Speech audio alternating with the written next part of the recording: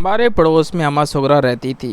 कभी इन्होंने अच्छे दिन भी देखे थे, लेकिन बेवकी के बाद हालात ऐसे हो गए कि वो तेरे मेरे घर काम करने पर मजबूर हो गई। अम्मी ने उनको परेशान देखकर मुलाजमा रख लिया और वो हमारे घर काम करने लगी। अम्मा सुगरा का एक ही बेटा था जिसका नाम शहद था। उसे पढ़ने का शौक़ था, मगर इस खातून के हालात इजाज़त ना देते थे अपने बच्चे को पढ़ा सके। हालांकि गांव के स्कूल की फ़ीस भी उन दिनों, जब मम्मी ने मुझे स्कूल दाखिल कराया, मेरी उम्र 5 बरस थी। पहले दिन स्कूल जाने का तजर्बा अच्छा ना रहा। लड़कियों ने मुझे सताया, बाल खींचे और कुछ लड़कों ने मेरी किताबें छीनने की कोशिश की तो वो फट गई। मैं रोती हुई घर लौटी। माँ ने मुझे इस कदर गमज़दा और मलूल देखा। पूछा क्या बात है। मैंने कहा कि स्कूल के लड़के और लड़कियाँ बहुत बुरे हैं, वो मुझे तंग करते हैं, अब मैं कभी स्कूल नहीं जाऊँगी। अम्मा सुगरा ने सुना तो बोली, मैं कल जाकर सारी बातें टीचर को बताऊंगी, वो इन बच्चों को पटाया लेगी। अगले दिन जब मैं अम्मा सुगरा के हमरा स्कूल जाने लगी तो उनके बेटे शायद ने कहा, अम्मा अगर आप मुझे स्कूल दाखिल करा दें तो मैं देखूंगा कि कौन नौरीन को कुछ कहता है। मैं उस बच्चे की ऐसी पटाई लगाऊंगा कि वो याद करेगा। इस पर अम्मी बोली, बेटे तुम स्कूल में दाखिला ले लो और नौरीन के साथ आया जाया करो, तुम्हारी फ़ीस किताबों का खर्चा सब मैं दूंगी। अम्मा सुगरा को तो दिली मुराद पूरी हो गई। अगले दिन शहद को स्कूल में दाखिल करा दिया गया। वो उम्र में मुझसे 4-5 साल बड़ा था। हम इकट्ठे स्कूल जाते, मुझे उसके साथ तहफ़्फ़ुज़ महसूस होता। यूँ मेरी उसके साथ अनसियत हो गई। शायद रोज़ाना शाम को किताबें लेकर आ जाता, हम मिलकर सबक याद करते। बड़ा होने की वजह से वो पढ़ाई में काफ़ी तेज़ था। हम दोनों भैया के कमरे में बैठकर पढ़ते, क्योंकि मेरा भाई शहर पढ़ने गया हुआ था। इन दिनों मेरी उम्र 9-10 साल के करीब थी। इतनी मासूम थी कि दुनिया की बातों को नहीं समझती थी, मगर शायद 13-14 वर्ष का था। उसके बारे में घर वालों को कोई बदगुमानी ना थी। अम्मी उसे अपने बच्चों जैसा समझती थी और अब ज़्यादा उसका ख्याल रखने लगी। कहती थी कि शायद स्कूल में नौरीन का ख्याल करता है, तभी शरीर बच्चे उसको तंग नहीं करते। यूँ ही 2 साल गुजर गए। अब शायद में कोई तब्दीली आने लगी। मैं और जब वो तन्हा होते वो मुझसे अजीब व गरीब बातें करने लगा। इन बातों का रद्द अमल ये होता कि मैं परेशान भी होती थी और कभी कांप जाती, लेकिन इन बातों का जिक्र मैं कभी किसी से ना करती थी, क्योंकि मैं उसको अपना मुहाफ़िज़ समझती थी। उसका साथ मेरे लिए बड़ा सहारा था। मैं किसी सूरत नहीं चाहती थी कि वो कहीं चला जाए, तभी उसकी हर बात मान लेती। जो बातें बुरी करता नज़रअंदाज कर दिया करती और पूरी पूरी राजदारी से काम भी लेती। इस रोज़ हमारे यहाँ एक खुशी की तकरीब थी। सोमी ने शहद को रोक लिया कि कामों में हाथ बटाए। काम करते हुए वो गनगनाने लगा तो पता चला कि उसकी आवाज़ भी बहुत अच्छी है। बस फिर क्या था, हर एक ने उससे फरमाइश की कि वो कोई गाना सुनाए। उसने बहुत इसरार पर कुछ शादी के मौके के खुशी भरे गीत सुनाए तो मेहमान झूम उठे। फिर तो सारी रात उसके गीतों ने रात जगह का समा बांध दिया। जब सब थक कर सोने चले गए तब अम्मी ने शहद से कहा कि तुम भी यहीं मेहमानों वाले कमरे में सो जाओ। सभी नींद की आगोश में जा चुके थे, लेकिन मुझे और शहद को नींद ना आई। अब हम दोनों जाग रहे थे। पहले वो उठा और शयन में पड़ी चारपाई पर जाकर बैठ गया। फिर मैं उसके पीछे कमरे से बाहर आ गई। वो बोला, बाहर क्यों आई हो, क्या नींद नहीं आ रही? हाँ, मैंने कहा, नींद बिल्कुल नहीं आ रही, बेचैनी सी हो रही है। ज़्यादा देर तक जागने से ऐसा हो जाता है, थकान हो जाए तो भी नींद नहीं आती। इस रात हम दोनों जागते रहे और हमने खूब बातें की। मुझे ज़रा भी एहसास ना हुआ कि वो हमारी मुलाजमा का लड़का है और मेरा उसका कोई मेल नहीं है। इस रात पहली बार कम उम्री के बावजूद मोहब्बत की अहमियत दूसरी कई कशिश बातों से आशना हुई, जो ज़िंदगी में यादगार बन जाती हैं। वो फूटने से पहले मैं शहद के साथ सेहन से उठकर अपने कमरे में आ गई और आंखें मौत कर सोती बन गई। उस वक्त मेरी उम्र 10 वर्ष थी और वो उम्र होती है जब ज़ुबान चुप रहती है मगर आंखें बोलती हैं। उन्हीं दिनों जब मुझे अपने हुस्न और उम्र की दिलकशी का पहली बार एहसास हुआ तो मैंने शहद के बारे में सोचना शुरू किया। मैं इसमें दिलचस्पी ज़रूर रखती थी, लेकिन मोहब्बत मुझे इससे ना थी। ना कभी ये सोचा कि वो हमेशा मेरे साथ रहे, बल्कि आप तो जो सोचती कि अगर इससे अच्छा कोई और मिल जाए तो मैं अपनी मुलाजमा के इस सपूत की जाने मुड़कर भी ना देखूंगी।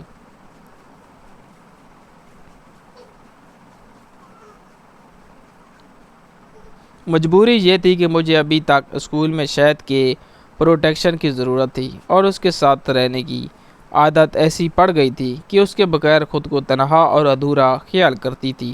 دراصل میں شہد کو نہیں، اس کی باتوں کو پسند کرتی تھی جن سے مجھے روحانی سکون ملتا تھا۔ ایک روز گاؤں میں کسی کا انتقال ہو گیا، گھر والے وہاں چلے گئے، شہد اور اس کی بہن کو ہمارے پاس چھوڑ گئے تاکہ ہم اکیلے نہ رہیں۔ اس کی بہن تو کھانا کھا کر سو گئی، میں اور شاید باتوں کے چسکے میں بیٹھ گئے کہ ہم کو ابھی نیند نہیں آ رہی تھی۔ یہ دن میری زندگی کا سیاہ ترین دن تھا۔ ہم آدھی رات کو باتوں میں مہر تھے، احساس نہ ہوا کہ آپا کا منگیتر جمال کب وہاں آیا اور ہماری باتیں سنتا رہا، حالانکہ ہم غلط قسم کی باتیں نہ کر رہے تھے، لیکن اس شخص کے لیے تو کم نہ تھا کہ لڑکا اور لڑکی تنہائی میں آدھی رات کو باتوں میں مگن ہوں۔ بہرحال جمال بھائی دبے قدموں کمرے میں آئے اور ہم کو برا بھلا کہا۔ انہوں نے شہد کو دو چار جوتے بھی لگائے کہ نوکرانی کے بچے، تیری یہ ہمت، اپنی اوقات بھول گیا تو۔ انہوں نے بازو سے پکڑ کر اس کو اسی وقت گھر سے نکال دیا اور بولے، اب کبھی میں تیری صورت نہ دیکھوں، اب کبھی ادھر کا رخ نہ کرنا۔ شاید تو اس دن سے ایسا گیا، پھر کبھی لوٹ کر نہ آیا، لیکن میں کم نصیب آج بھی ایک گراں بوجھ تلے دبی سسک رہی ہوں۔ میرا خیال تھا کہ جمال بھائی خوب اس واقعے کی تشہیر کریں گے، امی ابا سے بھی شکایت کریں گے، با جی کو بھی بتائیں گے، دیکھو تمہاری بہن کی یہ حرکتیں ہیں، لیکن انہوں نے ایسا نہ کیا، بلکہ اس جرم کی انہوں نے مجھے ایسی سزا دی کہ اے کاش مجھ کو موت ہی آ جائے تو اچھا تھا۔ اب جب موقع ملتا وہ اس بات کی آڑ میں میرے نزدیک آ جاتے، دھمکیاں دیتے، اگر میرا ساتھ نہ دیا تو سارے زمانے میں رسوا کر دوں گا، تمہاری زندگی برباد ہو جائے گی، کسی کو منہ دکھانے کے قابل نہ رہو گی، نہ ہی تمہاری کبھی شادی ہو سکے گی۔ میں سہم کر رہ جاتی، اندر ہی اندر گڑتی رہتی۔ یہ باتیں ایسی تھی کہ ہم ان کو زبان پر لانے سے کترانے لگتی ہیں۔ مجھ پر ان کا اس قدر رعب و دہشت طاری ہوئی کہ ان کے دیکھنے سے میری روح فنا ہو جاتی۔ دل سے چاہتی تھی کہ امی سے کہہ دوں کہ اس عذاب سے جان چھوٹ جائے۔ پھر آپا کا خیال آتا، وہ ان سے بے حد محبت کرتی تھی۔ 6 ماہ بعد ان کی شادی ہونے والی تھی۔ امی سے کہوں یا آپا ہی سے کہہ دوں، بس یہ سوچتے سوچتے صبح ہو جاتی۔ میں ایک کم سن بچی، عقل کم اور خوف زیادہ، اتنا حوصلہ تھا اور نہ ہی اخلاقی جرأت اور جمال کا یہ عالم۔ جب تنہا دیکھتے گانا پکڑ لیتے تب دل سے دعا کرتی، یا اللہ کہیں سے آپا یا بھائی آ جائیں اور اس مردود کو دیکھ لیں، پھر شک مجھے جو برا بھلا کہیں، لیکن اس خبیث انسان کا تو اسی وقت فیصلہ کر ڈالیں گے۔ بہت دکھ ہوا تھا اپنی بزدلی پر۔ سب کہتے نورین کو دیکھو کتنی اچھی تربیت ماں نے اسے دی ہے، چپ رہتی ہے، خوام خواہ چپڑ چپڑ نہیں کرتی، فالتو بات تو کرنا جانتی ہی نہیں، جیسے اس کے منہ میں زبان ہی نہ ہو۔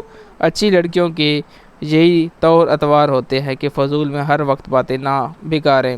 بہت عقل مند اور سنجیدہ لڑکی ہے۔ تبھی میں سوچتی، اے کاش کہ میری زبان ہوتی، میں چپڑ چپڑ ہی بولتی مگر بول سکتی۔ اب تو کسی نے میری قوت گوئی چھین لی تھی۔ میں ایک بار ہمت کر کے آپی سے کہا، آپی آپ کے منگیتر اچھے انسان نہیں لگتے، آپ ان سے شادی نہ کریں اور انکار کر دیں۔ میرا اتنا کہنا تھا کہ وہ غصے سے بے جھجک اٹھی، کیونکہ تم مجھ سے جیلس ہو یا جمال تم کو پسند آ گئے ہیں، کیوں نہ کروں میں ان سے شادی بھائی؟ کیا تم کرنا چاہتی ہو جمال سے شادی؟ اوف میرے اللہ، میں تو کہہ کر پچھتائی تھی، وہ تو میرے پیچھے پڑ گیا، حالانکہ مجھ سے وہ بے حد پیار کرتی تھی۔ پہلی بار میں نے ان کی ڈانٹ کھائی تو روحانسی ہو کر کمرے میں خوب روئی۔ شاید یہ موضوع ہی اتنا نازک تھا کہ آپا اس بارے میں دوسری کوئی بات سوچ نہ سکتی تھی۔ آپا کی شادی کا دن آ گیا، وہ بہت خوش تھی۔ شادی کی تیاریاں دھوم دھام سے ہوئی، آپا دلہن بن گئی اور بدرو جمال دولہا۔ وہ بیاہ کر میری پیاری آپی کو اپنے گھر لے گیا۔ وہ میرا دولہا بھائی بن گیا، اس کو دولہا بھائی کہنے کا میرا دل نہ چاہتا۔ میں نے نہ تو نیگ لیا اور نہ جوتا چپائی میں حصہ لیا۔ جو اب جوتا چپائی کی رسم ہونے لگی، میں چھت پر چلی گئی، آپا کی رخصتی تک وہاں ہی چھپی رہی۔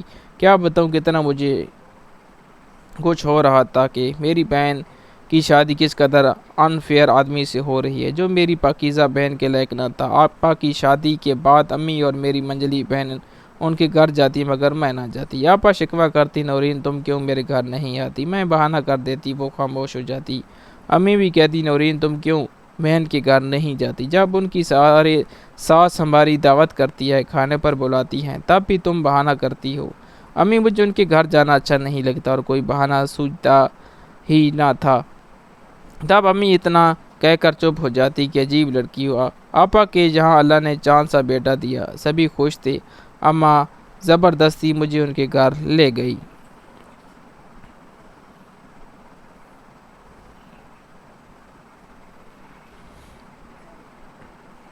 وہاں تو مجھ کو دو گھڑی بیٹھنا دو بھر ہو گیا کہ جمال کا چھوٹا بھائی ہمارے ارد گرد منڈلانے لگا۔